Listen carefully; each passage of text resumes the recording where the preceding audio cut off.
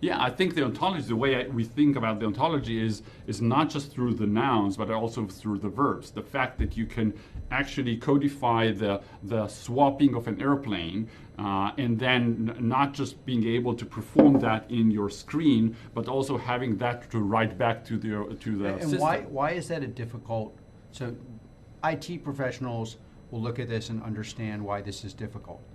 Non-IT, non-technical people may not completely appreciate why this is very difficult to do. Why is it difficult to develop an ontology that gives you a read-write function across a large organization?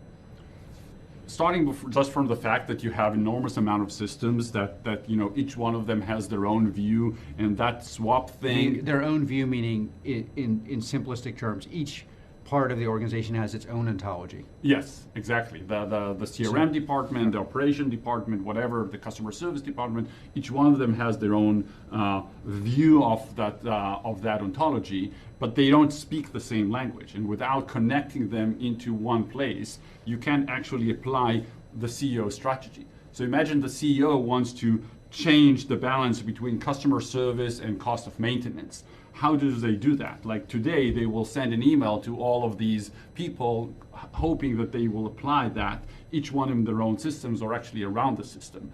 With an ontology, they can actually change the weights that will impact the way the recommendation is given to the end operational in the field.